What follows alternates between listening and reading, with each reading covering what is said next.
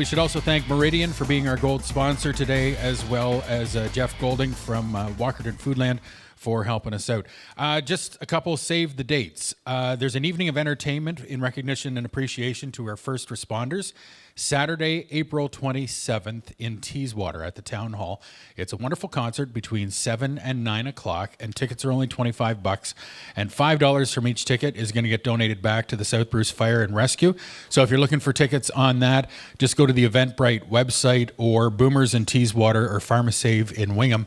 And also for first responders, the next Invisible Wounds conference for the first responders is going to be October the 9th at the Best Western in Best Western. Which one is that? It doesn't say which Best Western. Conference Center. Details will be posted. That's what I thought. So it's the Best Western in Walkerton.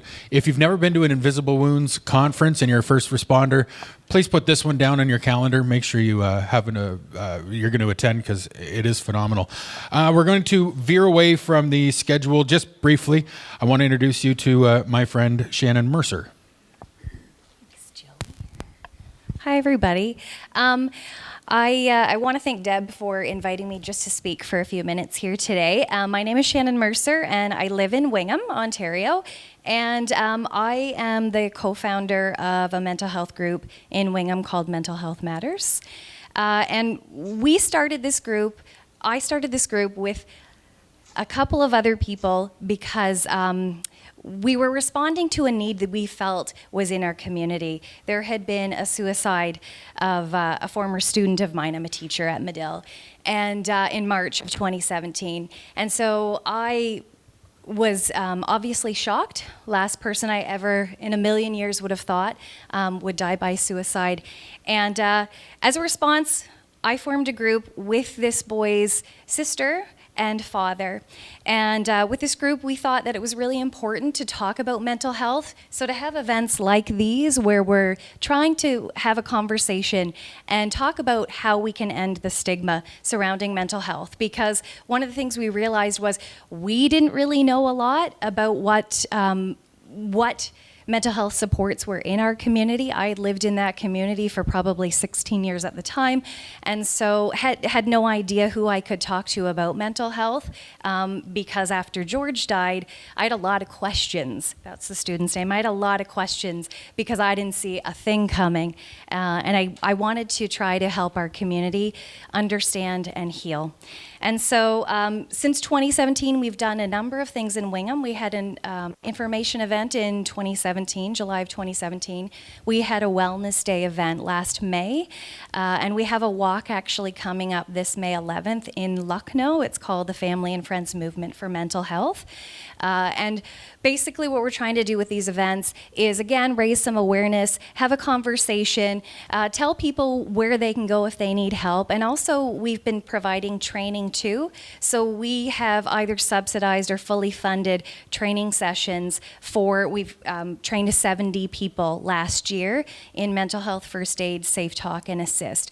We really feel like that education piece is really important in terms of making the community feel comfortable about dealing with situations that are uncomfortable, and to be able to help individuals find somebody who can be their support. Whether that's us just listening, we're not counselors, we do have some training, but we also try to connect individuals to those mental health supports that we learned of a couple of years ago that are in our community. And so we want to thank again, Deborah and everybody here who has spoken and who will speak, because I find I'm learning a ton at the back there, and I really love to be in a room full of people who want to learn, who care about people, who hold events like this because they want to be socially responsible. One last thing I wanted to mention was I was talking with some people over the lunch break, and what Mental Health Matters Wingham is trying to do, our new kind of exciting thing is we're trying to win a space in Wingham. We're part of a competition called In It to Win It, so that we can win a space so that we can have a walk-in center. We have been really busy with people who have been contacting us on email, and on social media, asking us questions, asking us to be connected with people. And also, one of my partners in the group just did a self-care workshop at the Child Care Center in Wingham, and we'd like to do a little bit more of that as well. So just thank you so much for this, and it's wonderful to see everybody, and I love to be in a room full of other caring adults, so thank you. Thanks, Shannon. Question? What's the date of that walk and It is on Saturday, May 11th, and it is called there's two kind of names. You can call it the Movement for Mental Health 2019. And 8:30 is the registration in the morning on the 11th of May. It starts at 9:30. There'll be live music, there'll be refreshments, and there's a number of activities that will take place along the way. So we've got 1K is barrier free, so that as many people can come out as possible. We have a 5K and a 10K option. Those are the options as well. And then along the routes, there'll be the activities. So one of them actually is kind of a rest area, but we're going to have the local massage therapists there to give us all a little 5-minute massage. So, yeah.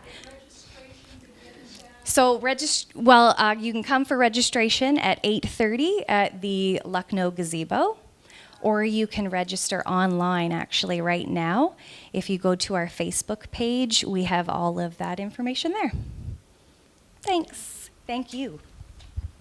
Perfect. You got to put the registered massage therapist at the end of the 1K. Yeah. Because guys like me will go, oh, free walk, and, crawl the first 20 yards and it's time to relax. All right, we're down to our last keynote speaker as we stomp out the stigma for our mental wellness seminar. And a great speaker, too. Natalie Nowkawalk is a loving mother of 2 boys, loves doing photography, and does a variety of outdoor activities. She's a social worker with a private practice in Kincardine, and she is very passionate about helping people overcome mental health issues, volunteers in community events, promoting mental wellness. Ladies and gentlemen, big round of applause for Natalie Nowkawalk. Thank you, and thanks, Joe. Thank you so much for coming out today, and Deborah for organizing this. It's been something that we've been passionate about for a long time, and something I've been passionate about for many years is overcoming stigma. So my first job that I ever did was helping adults with intellectual disabilities, learning disabilities, integrate into the workforce, and following that led into I'll explain it a little bit in my presentation, but my work up in northern Quebec in a reintegration center, which was integrating adults with severe mental health problems into the community. So, and from there, just being able to volunteer at seminars and conferences and in my daily work as a counselor. So what I'm talking about today is relationship recovery. So I'm a little on the nervous side because I've done a lot of presentations and workshops, and I'm very comfortable, but this is the first time I've shared my personal story. And so when Deb first asked me, my initial response was, no, I'll be there to volunteer. I can help make the sandwiches.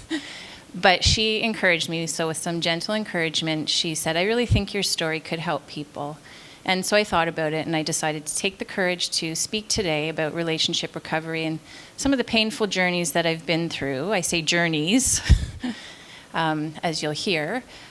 So it's, you can't read the writing very well with the lighting, but it says, healing from unhealthy relationships, the road to self-love.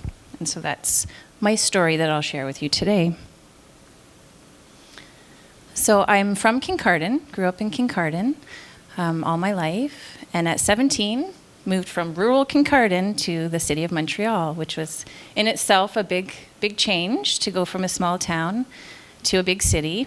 My goal was to learn to speak French, figure out what I want to do with my life, and should have been a very exciting time in my life. And it was at the beginning. It was very exciting to move to the city, and it's a beautiful city. Lots of culture, arts, museums, concerts, you name it. Wonderful people. McGill was a wonderful, beautiful school. So what should have been a beautiful time in my life turned into a little bit of a nightmare. So I met my boyfriend, Marco, boyfriend at the time, no longer boyfriend. met him in my first year. So I was 17 years old. He was 7 years older than me, and very charming, spoke French, which was my goal of moving to Montreal. Seemed like a nice guy, wined and dined me and showed me around the city. And I think at the beginning, when I started noticing the drinking, I always excused it to, well, everybody does it. It's no big deal. So I noticed he liked to drink and liked to party. And so there was little signs at the beginning, but because I think I was young and alone and lonely, I would just excuse it all the time. And it would get worse. And so I was in the School of Social Work, which I loved, and I'm very grateful for that part of my life. Loved learning about social work, always have loved helping people, and so that always kept me grounded through a really difficult time, which I'm thankful for. And that's part of my journey, is I always try to look back and look at what I'm grateful for, or what kept me grounded, what kept me who I am. So that part of my journey I'm very grateful for. I fell very in love with Marco. His name was Marco, my first love. It was the charisma, it was the attachment, I think, because it was I was alone in a big city. So this relationship went on for 7 years altogether. And as I said, at the beginning, I would excuse the behavior. So there was drinking, partying, but what started off as having a few drinks here and there would turn into nightly parties. And every day he would bring home colleagues. The same people usually every day would show up when I'd come home from school. There'd be the same people there, and they'd be drinking. So they'd be there for supper, they'd be there after supper. In Montreal, they have variety stores that sell beer and wine. They're called dépanneurs. They also sell milk and eggs and all sorts of things, but that wasn't of interest to Marco, it was the beer. And they always close at 11 o'clock at night. So every night of the week, 5 to 11, Marco and his friends had already been drinking. Like clockwork, he'd always be the guy to say, hey, it's 5 to 11, we should head to the dépanneur and get some more beers. So that kind of gives you a sense of how he was and who he was. And I tried to stay focused on my studies. After 2 years, the first 2 years in the relationship were not that bad. As I said, it was, I think looking back, it was probably a lot of manipulation. He knew the things to say, he knew the things to do to keep me in the relationship. And despite this constant kind of nagging feeling like something doesn't quite feel right here, why do I feel so nervous during certain times when there's nothing to be nervous about, or anxious about things, and I'm not at all an anxious person. Looking back, I had some of the red flags and some of the signs, but again, I always thought, well, it's probably because I'm in the city, or young, or not used to these long-term relationships. So the first couple years were not too bad. By the third year, I moved in with him, which was really helpful because when I was doing university, I paid for the whole university on my own through student loans. And so tuition and books are not so expensive, but it's the cost of living that's expensive. So paying for an apartment, paying for food and bus pass. So when he invited me to live with him and a couple other roommates, I welcomed the idea because I had already been working part-time, trying to pay the bills and so on. So I thought moving in with him would be a big hand for me. And again, it turned into quite a nightmare of drinking every night. The drinking would get worse. What started off as some seemed like funny sarcasm to me was slowly over time turning into some pretty mean comments. So sorry. And I didn't tell anybody. I was in school. I was a straight A student. I loved my program. I was that friend that was there for everybody. When I would call home to my parents, I didn't want to say what I was going through. I didn't want to worry them. They were 10 hours away. When I talked to my brothers, I didn't want to worry them to worry about their sister. So I was always keeping it inside, which was really hard. And I was learning to be a counselor on top of that. So I was also trying to do my own counseling and work on who I am and how to get through things. And then I would go home at night to a house of partying people, a boyfriend who was not so nice to me, and go to sleep crying at night, like I said, with the hot tears coming down my face. So what started off as people coming over to our house ended in him going out to bars at night and coming home at 2 and 3 in the morning. What started off as drinking in the evenings turned into weekends starting in the morning. And so the drinking got worse and worse, and the behaviors. And slowly over time, I also noticed things like some of my things would start disappearing. So the first time he ever asked me out was, would you like to go skating in Old Montreal? So I made sure to have a pair of skates. Well, my pair of skates would disappear after a few years. We never did go skating in Old Montreal.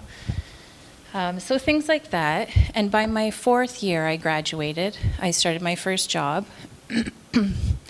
And I was paying half the rent. I was paying the bills. And one day I came home and our electricity was off. So I asked him what happened. And he said, well, I guess I better tell you the hydro hasn't been paid for quite a while and the rent's behind. And I asked him, well, what, like I've been paying for bills and I've been paying the rent. What happened? How far behind are we? And he said, well, the hydro we owe $800 for. So this is when I started noticing my codependent behavior. So I'll talk a little bit about codependency. One thing was that I kept it inside and didn't tell anybody. Another thing is I always tried to excuse his behavior. Well, he had a tough childhood.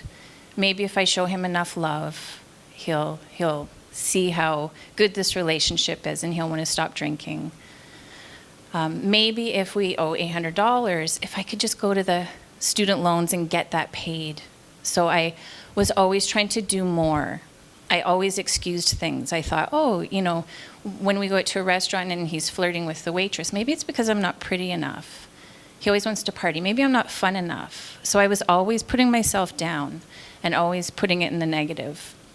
So the first thing I did was I went to the student loans office, and the woman looked at me and she said, in 4 years, you've never come here once? She said, I'm not going to give you a loan for $800. She said, I'm going to give you a bursary. You just take this, whatever you need it for. So I went and paid the hydro, which doesn't fix things, but I thought I could fix it. So addictions and relationships. So I soon started to understand that Mark was an alcoholic, that he had an addictive personality. I knew he smoked cigarettes and I knew he drank alcohol, so I started to catch on. It was my neighbor at the time that said to me, he's an alcoholic and you should maybe get some support for that. So the thing with addictions in a relationship is that the person will always want what they're addicted to. So it is like an affair. They'll always choose that over the person that they're with. At least that was my experience, and it's the experience that I see over and over again in working with people with dealing with addictions in their family. So the addiction takes over the life. It was ruled by, our days were ruled around alcohol and when the stores would open, when they're closed, when the bars would open, when they would close, who could come over and when. And so that took over our lives in that way, except that I'm grateful again that I didn't pull myself into it, that I kept a distance. It's not that I wouldn't have a drink here and there and go to the bars sometimes. I would. I was a young adult. But I wouldn't get pulled into the daily drinking. I wouldn't get pulled into that level of addiction ever. And it leaves the partner then feeling abandoned, alone, isolated, confused, worried, overwhelmed, and heartbroken. So that's how I felt every day. I felt abandoned by him. I felt alone. I felt like I didn't know who to talk to, where to turn to. And until my neighbor came to me and said, he's an alcoholic, you should get some help and support. And she introduced me to Al-Anon. So Al-Anon is very helpful for codependency. So I mentioned codependency before. When you're in a relationship with somebody who has an addiction, it's very easy to get caught in a cycle of wanting to fix the addiction, of feeling very low self-worth, like it has something to do with me. What did I do? What can I do? Or what didn't I do? What could I do more of? What could I do less of? So it really erodes over time. So I noticed over the years, my self-esteem, I was already a fairly shy person. My self-esteem in the relationship wore down and got eroded over time. So I was becoming less and less confident, doubting myself more and more, feeling less and less good enough as a person, and poor boundaries. So I had to come to realize through Al-Anon and through looking at myself that I had poor boundaries and that I was accepting bad behavior. Despite that I would ask him to change or not want to take on bad behaviors, I was allowing it to happen and I was staying in it. I was choosing to stay in it. So I had to take responsibility for myself. And when I look back, I have to recognize, without trying to judge myself, I did the best I could, But I have to look at the reality that I was codependent. I was trying to fix it. I was trying to make him forget that it was 5 to 11. There's something I could do, and he won't think about it being 5 to 11. Maybe he won't want to run to the depender and get some more beer. So trying to please, trying to fix, difficulty communicating. So despite that I'm a friendly person and good listener and easy to talk to, I kept everything inside, like I said.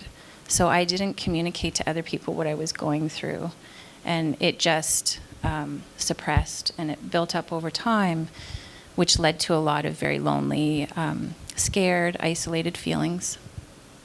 And then the obsessive behaviors, so over-worrying or overthinking things. If we go out to a restaurant, is he going to be staring at the waitress again? Is he not going to be noticing me? So these kind of obsessive thoughts are normal too in a codependent relationship. So basically what it is it enables their behavior to continue. So what I thought I was doing to help our relationship was actually hindering our relationship and was allowing him to continue his bad behaviors and allowing myself to continue to not feel so well as a person. So Al-Anon was very, very helpful. And I remember the first time I went into an Al-Anon meeting, I was still in Montreal. So I ended up staying in Montreal for 9 years. I remember the first few times I went to a meeting and we sit in a circle and people were talking about their... So Al-Anon, if anybody doesn't know, is very similar, and it follows the same principles as AA. So the program with the 12 steps and understanding that it's not your fault, you can't control it, you can't change it. So that's the Al-Anon, is living with somebody who's an alcoholic or having grown up with somebody who's an alcoholic. So when I went there, I remember the first few meetings, I just sat with my head in my hands and cried because it just hit home for me. Everything that everybody was sharing was me. It was, everybody had the same type of, a different experience, but the same basic story. So it was really helpful to go to Al-Anon. People were really welcoming and supportive of me. And I learned through the 12 steps of the program ways to deal with living with an alcoholic. At first, when I was going to Al-Anon, I thought, well, if I really can work the program, maybe I can still figure out how to stay in this relationship, which, looking back, it's very backwards thinking, but it's just part of the chaos of being in an addicted relationship. It just becomes very unhealthy, very dysfunctional thinking. And that's where I was at. I did my own counseling, and I always have. So I've been a social worker for 23 years now, and in private practice, I have a private practice in Kincardine for 9 years. I always do my own counseling. And sometimes I've had people say to me, oh, you're a counselor, you've probably had a perfect life and know how to perfectly, and I just kind of quietly say, no, like, we're people too, and we have human experiences. And so doing my own counseling has been really helpful. Being a counselor has been really helpful, where I can put sometimes my stuff aside and be able to help people. So going through a relationship like this has really, really taught me what it's like to be in difficult relationships, to be in abusive relationships, to be in a relationship with somebody with an addiction. So when people come to see me and share their stories, I get it. I might not say to them, and I probably won't say to them, I've been through this, I know what it's like. But I get it. When I say I get what you're going through, I mean it. I do get what people go through when they go through this. There's also a book called The Artist's Way by Julia Cameron that I love. I think I went through this book about 4 times, and it's a book about healing, finding your way back to creativity through healing. So she goes through different strategies. You can do morning pages, so journaling, getting in touch with your creative side. So I love this book, and I've recommended it often to people if I know they've been through difficult relationships or difficult parts in their life. So I did finally get out of the relationship. I moved out and decided that I wanted to move forward in my career. So I got a job in northern Quebec, way, way up in northern Quebec. And what I said in this slide is, I was escaping one problem and running to the next. So despite that I was doing Al-Anon, and despite that I was doing counseling and working through the Artist's Way, getting out of the relationship, I didn't give myself enough time to heal. And I think the age that I was at, I was about in my early 20s anyways, when I moved up to northern Quebec. I was still lonely, I was hurt, I was confused. once I broke up with Marco, I also had found out afterwards that he was not only an alcoholic, he was a heavy drug user. So what I thought was sometimes just pot smoking was actually cocaine and then crack. And what I remember of him flirting with other women and staring at the waitress was beyond that. So during our 7 years together, he was constantly sleeping with other women, including women who would come into our house, including prostitutes, things like that. And I found all that out after I broke up with him. So I think a lot of, thinking back, I think a lot of friends and people who knew what was going on were having the mentality of don't shoot the messenger. They didn't want to be the one to say, this is what's really going on. And he was good at hiding. He was very good at lying. He was very good at hiding. So what I look back at and see as that, hunch that something's wrong, I was right. I just didn't know what it was. And how could I know? He never told me. Nobody ever told me, and it was always hidden. So live and learn. I would look back and, I can't change the past is the other thing. I have to accept that happened to me. But I didn't give myself enough time to heal. So by the time I broke up with Marco and got out of the relationship, I was moving way up to northern Quebec in an even more isolated place. So to the land of ice and snow. So the very top triangle of Quebec is called Nunavik. 7 Inuit villages on the north, or the one side, 7 Inuit villages on the east, 7 Inuit villages on the west. So it's tundra territory. This is polar bear, land of the polar bears, seals. So I moved here to start working, and it was a great career path. I learned a lot of wonderful work skills and did various different positions in the community. Where I say I escaped from one problem and moved to the next is that I got into another relationship fairly quickly. I think because it was so isolated too, and I was, I think it's normal in your 20s, you want to be in a relationship. You want to have that companionship. And I think everybody has that basic need to want to be loved and to love. So I was looking for that, and I had someone who was very interested in me, and we ended up as friends at first and then ended up marrying him. That's me. I don't know how well that shows up.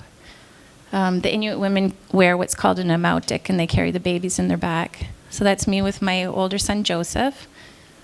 This was back in 2004. So I'm carrying him on my back, and we're ice fishing there. So motherhood is probably one of the most beautiful things that's happened in my life. My children, I have 2 boys now, are my absolute pride and joy. And there they are. There's Joseph and Sammy. They're 14 and 10 now. So as I say, as I look back in life, I always try to acknowledge, and in my present life, what my blessings are, what the greatest parts of my life are. And these 2 boys just give me joy every day. They're wonderful. Unfortunately, my husband at the time, we're separated now, was also an alcoholic. And I didn't see it at first. I know. It's one of those things you think you would know and you'd think you would learn. But as they say in life, sometimes patterns repeat until you learn the lesson. And so I guess looking back, he did drink, but he didn't drink every day. And I think because of the extreme of the relationship I was in the first one, that this felt pretty darn good. I mean, he's nice, and he's not at the bar. He's not out at the bar every night, and he doesn't make these sarcastic jokes. And, and being in a different culture, it was very nice to have somebody to, take me under their wing and welcome me to their family and the community. And his behavior also worsened over time. So what started off as, he must be angry sometimes from past trauma. There's a lot of trauma in the community, or he was away a lot. So I was very, very lonely. So he traveled a lot for work, or he would be out hunting or fishing, or most nights he would be out toking with his brother, playing cards, and coming home again at 2 and 3 in the morning. So some repeated patterns, felt very familiar. The worst part of it, I think, though, was the verbal, like the emotional verbal abuse. So I became his target. So yes, there was definitely, and there definitely is trauma in his life and things passed on from generation to generation, and lots of reasons why he would be angry and lots of reasons why he would be sad. But for whatever reason, I was his target. And being just a very gentle, nice, calm person and wanting to protect my children, I never wanted my children to be targeted in a dysfunctional way. I thought, well, if it happens to me, maybe he won't do it to my kids. If he's angry at me and mean to me, maybe he can continue to be the loving dad that he was. And so I took the emotional abuse for many years, trying to make it work for our family, or always hoping maybe tomorrow will be better. But the drinking got worse. And so he would get belligerent and angry, verbally abusive. And so, again, the isolation, the loneliness, and more heartache, because now I didn't have Al-Anon meetings to go to or other counselors. I was the counselor in the community. I didn't have really people to reach out to or to go and talk to. I made friends there, but they would come and go. So I should also mention that you can only get in and out by plane. So it's a small community of about 1,400 people. So I was the social worker there, dealing with a lot of crises, and I couldn't just drive in a car and go see my family, or, people would come and work up there for a while, but then they would leave. So again, I was left to my own devices, and, I did find resources. So I did always have a life coach that I would call. I met her while I was in Montreal, and she was in Vancouver. So she helped me a lot over the years. She knew my situation. So that was a big support for myself. The thing with emotional abuse is very different than physical abuse. Physical abuse, you can see it, and it's very physical. You can see the bruises and the scars. With emotional abuse, it's very subtle sometimes, or blatant behind closed doors. And the wounds are internal. So I remember reading once a description of, I think it was a teacher explaining to some students, and he had 2 apples. And he asked the students if there's any difference between the 2 apples, and they said no, they look the same. And then he sliced them open, and one apple was completely normal inside, and the other apple was all bruised inside. Well, you couldn't see it from the outside without cutting it. But once he sliced them both, you could see inside one of the apples, it was all bruised and brown inside. And he said to the students, he said, this is what emotional abuse does to a person. You can't see it on the outside, but the bruises are inside. So mean words, emotional abuse can be mean words, threats, disapproving, yelling, subtle threats, jealousy, manipulation. All these things are internal wounds. So they're hidden. So again, not communicating them or not having very many people to communicate to. I had a lot of bruises inside that nobody saw and that I just quietly walked around with until I just couldn't take it anymore. I was becoming very depressed, and it was starting to manifest in physical symptoms in my body. So things like pain, I had to start seeing specialists, so I had to have a whole range of tests done, from MRIs to bone scans to all of these things, to try to figure out physically what was going on, and the results were always fine. Couldn't figure out what the pain was, or what the inflammation was, or what the discomfort was. It was emotional. And when we don't deal with the emotions, it manifests in physical ways. So that's what was happening to me. I'm going to share just a little bit about my turning point. So I want to say that I'm very, very open-minded. And I really believe, my personal belief is that in spirituality, we all have to come to our own belief that works best for us. So some people are atheists and they don't have any necessarily spiritual belief or belief in a God or a higher power, and that works for them. For some people, it's like a spectrum. For some people, it's a very strong faith in God. Some people, it's somewhere in the middle, different types of spirituality. So in my work, I work with people who are atheists. I work with people who are Christian. I've worked in the Jewish communities. I work with people who say they're witches or Satanism. And to me, a person is a person. And so everybody has a different spirituality. I just wanted to say that first, because I don't want in any way to sound preachy when I'm about to share this part.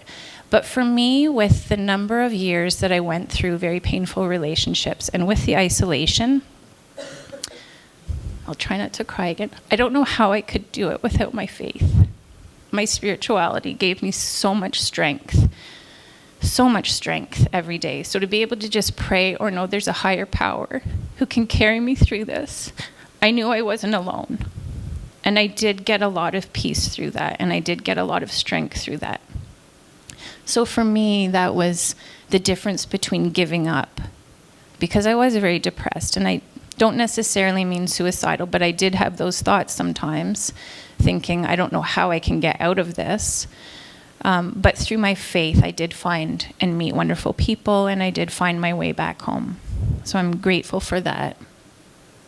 So I moved back to Kincardine 9 years ago, and everything lined up in place. I was basically given a key by a psychologist to say, this feels right. Why don't you just start a private practice here? I'm retiring. You just come use the office. My kids got into the school I went to. I found a place right away to stay. My parents are here so they could support me. So everything just lined up, all in place, and it was beautiful 9 years ago. It was just really, really felt good to go from a place of isolation and move back home. I did have, when my husband and I got married, my ex now, when we got married, there was a promise that we would spend some time up north and some time south, that we would live some years there, well, I did close to 12 years up north and moved back here with the hopes. I still hoped that things would change. You still hope that he was the father of my children. So I waited about 5 or 6 years for him to move down, and he never did. And that's okay. I've let that go. So we've chosen to separate now because it's just healthier that way. He's very happy where he is, and I'm happy where I am, and it is healthier. So getting safely out of the abusive relationship, and it does continue to be abusive, but I limit the communication, and I try to keep things positive and civil for our children. I still want to co-parent well together. I still continue to get counseling. That's still important to me. And to basically realize that we can't change anyone else. I have to accept that I couldn't change Marco, couldn't change my husband, that they are who they are and they make their own choices, and I have to live my own life. So it's been a lot about learning to love myself. So that's one of the things that I, at the beginning of my slide, said, recovery from unhealthy relationships is a journey to self-love, that I learned to realize that I didn't love myself, to allow myself to be in these unhealthy relationships. So I've done a lot of work on healing that through these, you'll hear these healthy behaviors, exercising, eating healthy, drinking more water. I love music, meditating. For me, prayer and quiet time is helpful for me. Being in nature is probably my best one. I think for everybody, we need that connection to nature, and talking to people who are trustworthy, so connecting to other people is very healing.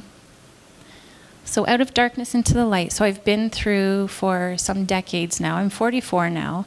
So my abusive relationships started when I was 17, and I've just been getting out of them mainly in the past year. So that's a lot of years of being in abusive relationships. So for me, those are very dark years. And I do cry still. As you saw today, I shed a lot of tears doing this presentation, and I actually thought I was in a place where I had healed most of it until Deb asked me to do this presentation. Thanks, Deb. But I am very grateful to be here and to do this. But they're very dark years still for me, and it does take a lot for me. I have to pull out the positives that, okay, well, I got my degree and I loved that. And of course, my children, I wouldn't change it because I have my children. So I really have to look back and do that. But it's an ongoing process. And when Shannon spoke about this morning, grief, definitely a grief process. This has been a huge grief process over time. And so I still do have difficult days or difficult moments. But it's a process, and I do feel better. I feel better now probably than I have in decades. So that's all really positive and moving forward. So I'd say never give up. No matter how hard your life situation is, there's always hope.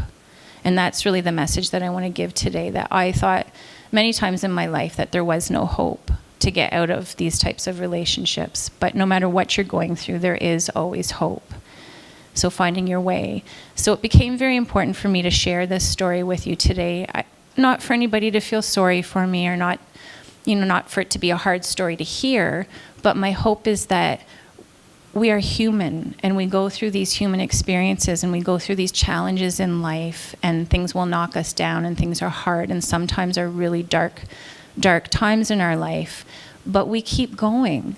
We keep one step in front of the other, and like I learned in Al-Anon, like one day at a time, and things start to get better. There's always hope. In my work, I'll just say a couple last things. In my work as a counselor over the years, I've worked with all sorts. I work with children, I work with teens, I work with adults, men, women, families, couples. I work with a whole range of different people and from different cultures. What I've noticed over time is that one of the most difficult things is relationships. And so even if I see first responders, so I work sometimes with war vets, police officers, firefighters, paramedics, doctors, nurses, I'll often think when they come in to prepare myself to work with them around trauma, because they've probably seen a lot of traumatic things in their job, which they almost always do. But almost each and every time, it's about relationship. That no matter what trauma, if they've been to Afghanistan, if they've been through witnessing car accidents or infant deaths and so on that are still very difficult, the most difficult thing will be relationships. So that becomes the forefront of a lot of my counseling sessions with no matter who it is. So I decided when I was going to do this talk that I would talk about this, because we all, like I said, we all have that human need to love and be loved, and that relationship part in our life is so powerful in a very good way. So if you're in a good relationship, please feel blessed and have so much gratitude, because that is such a beautiful gift to have in your life. And if you're in a difficult relationship, know that there's help out there, that either you can work together on it, or if you need to, if it's abusive, if you need to get out, to be able to find someone to help you to safely get out. But there is always hope for things to get better. I know how much it hurts. I know. So I just wanted to mention that relationships are so important.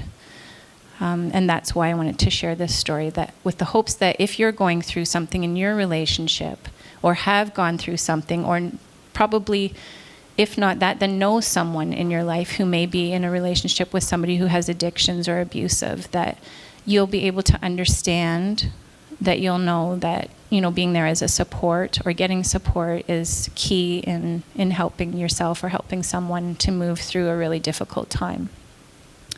So with that, I will end my presentation, but please feel free to ask any questions or any comments.